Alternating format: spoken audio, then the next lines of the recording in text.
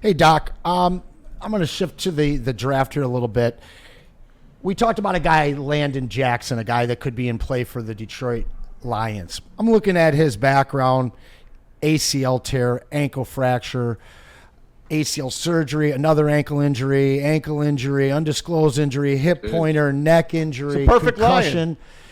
I guess my question, I don't want you to break down to him, but when it comes down to drafting guys, the Lions have not been afraid to take guys that are coming off injury or are currently injured. My question for you is the label of injury prone. How true is this? How many times do you have guys that just can't stay out of your office? Or is it more of maybe being at a school that doesn't have a great strength and conditioning department, doesn't have the perfect staff of doctors to diagnose what's going on? How much is injury prone a real thing in football?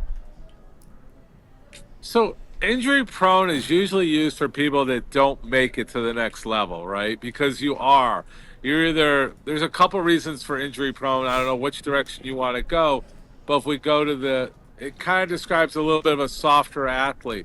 Like what you're doing there, you can't be soft with an ACL injury, an ankle fracture.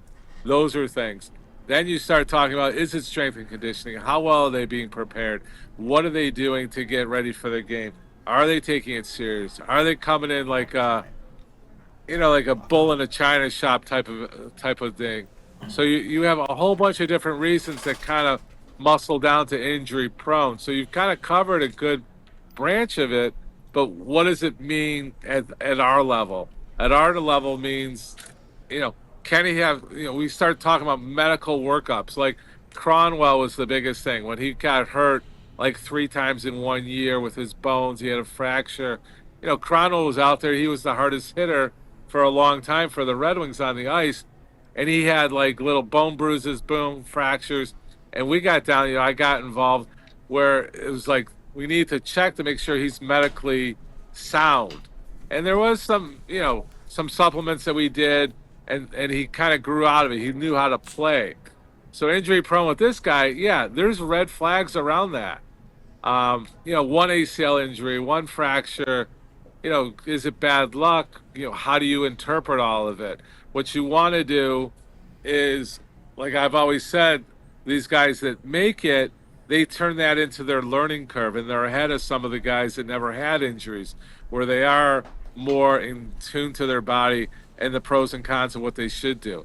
The guys that are showing up to the training room an hour before practice, the guys that are staying there half an hour to an hour after practice, those are the guys that are more dedicated. So sometimes you get a stronger dedication from a young player that respects his body a little bit more. So I can twist it both ways, whatever we want to talk about.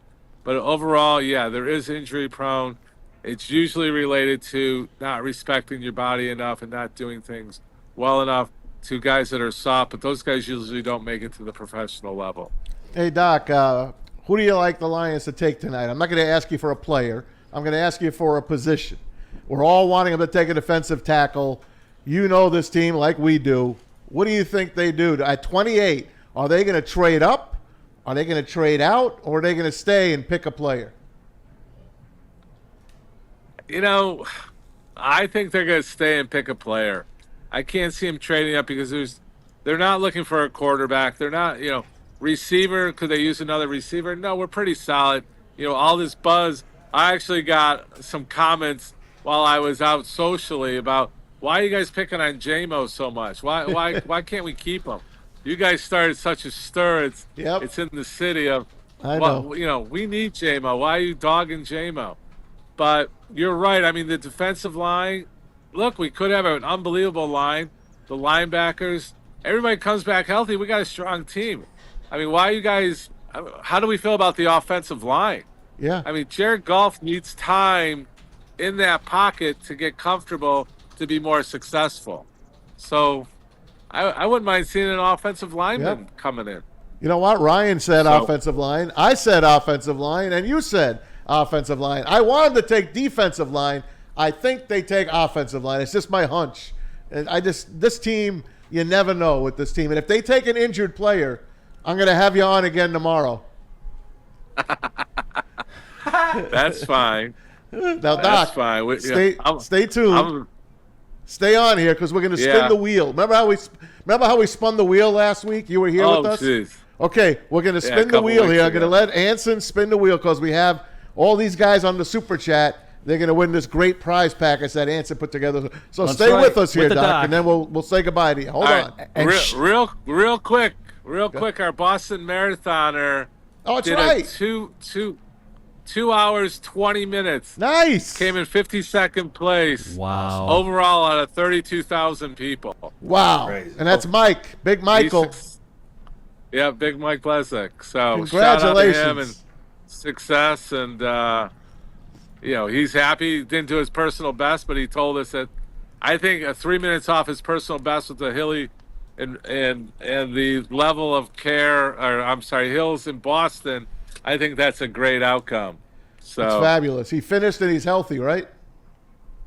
Oh, he was strong. We could show. We'll bring it out. I'll get you guys the photos, but he looked like he could have run another couple miles the way he came through the finish line.